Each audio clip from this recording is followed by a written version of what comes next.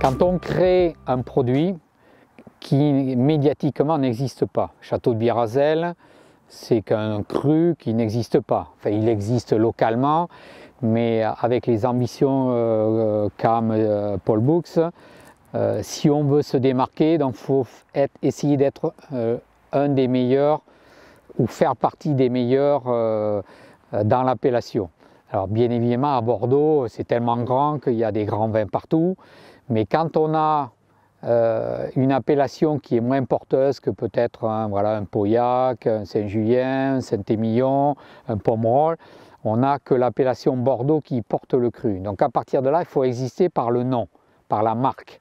Donc le profil vin, il se base avant tout d'abord sur l'encépagement existant, réel, et à partir de là, dans l'originalité du produit et surtout dans son intégration dans le monde d'aujourd'hui, à savoir que les vins d'aujourd'hui ne sont pas les mêmes que les vins qu'on a fait il y a 20 ans ou 30 ans. Il y a une concurrence mondiale qui est absolument gigantesque, et donc pour pouvoir exister à Bordeaux, il faut faire des vins qui ont une identité Bordeaux mais qui ne ressemblent pas aux autres. Si c'est pour faire un vin qui est comme les autres, ça n'a pas de sens. C'est pour ça que tous les choix techniques qu'on a fait, à savoir les culs diamants en béton, les amphores, les barriques, les foudres, c'est comme un grand cuisinier. Un grand cuisinier il ne peut pas faire un grand plat s'il ne prend pas différents axes. Pour ça, pour exister, il faut avoir une identité. Créer une identité, c'est le plus difficile dans notre monde. Il faut être novateur, créateur, écouter la tendance, voir ce que les gens aiment, etc. etc. Donc, moi, travaillant pour un bureau de consulting, on est dans 20 pays dans le monde, on consulte parmi les plus grands, donc on a quand même l'habitude de travailler sur les produits très haut de gamme, et du coup, je l'ai beaucoup aidé justement dans cette vision un peu moderniste et pas un peu caricaturale où on caricature souvent, il y a souvent du Bordeaux bashing, en expliquant que les vins de Bordeaux ils sont tous pareils, ils sont souvent très boisés, ils sont souvent durs, pas sexy, etc. Non, justement, pour pouvoir exister dans ce milieu-là, il faut faire des vins modernes. Alors un vin moderne, c'est quoi? C'est compliqué à expliquer, c'est des vins qui soient à la fois fruités, qui soient à la fois denses, qui soient à la fois colorés, qui aient de la finesse, qui aient de la complexité.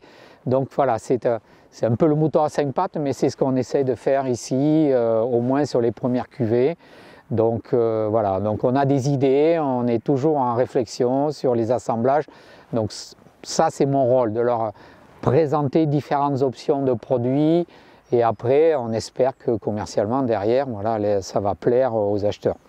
Mais malheureusement quand on fait la création, on est obligé de croire à ce qu'on fait, parce que sinon on ne crée pas. Donc la création, et c'est le bonheur qu'on a de travailler dans des domaines où on a déjà, on n'en a pas parlé, mais des différents cépages qui créent un peu cette originalité des vins de Bordeaux. C'est-à-dire on ne fait pas des monocépages, c'est pas ce qu'on cherche à faire ici, on cherche à avoir vraiment une réflexion produit, style de vin, market, c'est-à-dire vraiment quel type de marché on va attaquer, et en fonction de ça on fait des stratégies de produits qui sont, on ne subit plus le commerce, maintenant c'est nous qui allons vers le commerce de façon à faire les vins qui plaisent et qui soient les plus appréciés dans le marché du vin. Voilà.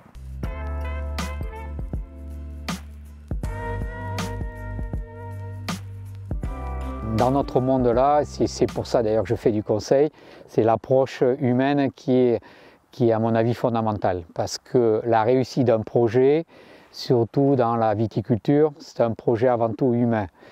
Bien sûr, l'importance de la vigne, l'importance de la climatologie, l'importance des stratégies produits, parce que ça reste une entreprise, mais derrière, il y a un échange humain qui est énorme. Parce que faire du vin, c'est faire œuvre de création, et la création, c'est l'homme qui crée.